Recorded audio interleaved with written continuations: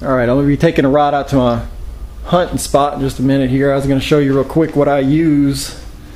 You're going to see my food plots out there, and some people ask me what I use to disc up my food plots. Well, I have a little brute force 650. It's kind of a big four-wheeler, but I have to use it for everything. I don't have a tractor. So this is my do-all bulldozer disc, everything. And what I use is a little Groundhog Max that I have set up right now. And they show it in transport mode on the videos, flipped over upside down. But the problem is when I go over bumps, it comes down and my muffler hits the disc. So I just run it all the way up in the plow position, or facing down, and it's pretty close to the ground. But since it's on the frame, it doesn't get any clay, never hits unless I go over a big bump and it just scrapes a little bit. No big deal. But so anyway, this is what I use to till up my ground, prepare my food plots, my ATV and a Groundhog Max. So we're going to be leaving right now and heading out to the hunting camp, and I'll film my hunting spots, my hunting blind. Alright, this is the entrance to my hunting stand back there. It's right back there.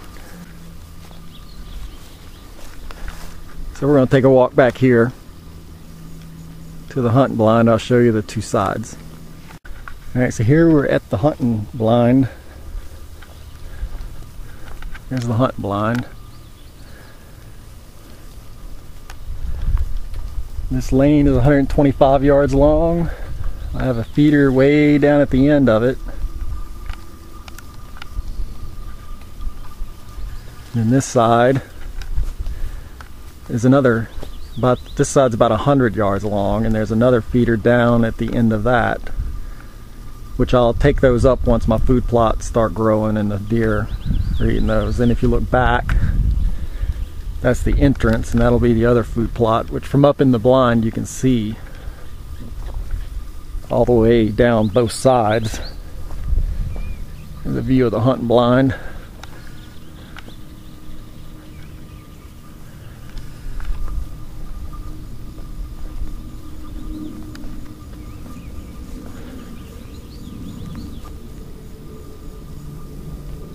That's it.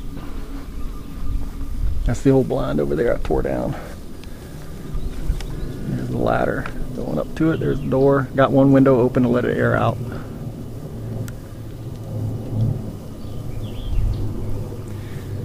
And that's it. My deer spot. Okay, continuing. I've got my food plots tilled, or I should say disked. I don't have any lime left. I used it all, but what I did is I used pelletized lime. It's a little more expensive, but the pulverized lime is kind of hard for me to spread. I don't have a drop spreader or a tractor, so I use the pelletized, so I can use a fertilizer spreader, just a little Scott's, which it's up on the trailer. But and what I have over here, this is what I'm going to use when I plant. I have some 13-13-13 fertilizer. I also have some tin. I got that on sale, so I went ahead and picked up 6 bags of that. But this is probably what I'm going to be using for my food plot for the spot I'm going to be filming. It's the rifle hunting spot. I also have a bow hunting spot, which is already planted and tilled, planted, and fertilized, and it's growing pretty good. So that's the fertilizer, and I'll film the seed that I'll be using momentarily. These are the seeds I use. The mega plot I just got because it was on sale at Academy. They're clearing it out, so I picked it up. It's half price. Probably won't use that this year. I'll just have to wait and see. The Imperial no plow is what I'm going to use on the 2 spots, 2 long strips that I filmed out at my hunting club.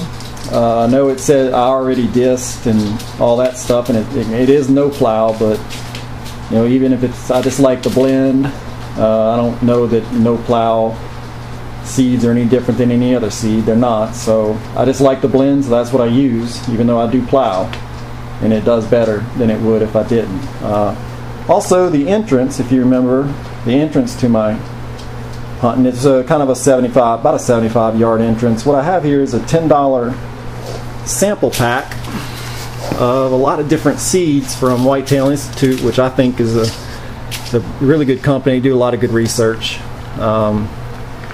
And I'm going to plant little 10-foot long strips of each seed because I'm kind of curious to see how each one does out there this year. So I'm going to plant them all in 10 yard, and I've already written down on a piece of paper, and I'll mark it off with little stakes so I know where each 10-foot square starts and ends, and I'll know what does the best and what doesn't grow so good. So that's the seed I'm going to be using. I'll probably go out there next weekend and plant, and I'll film that too.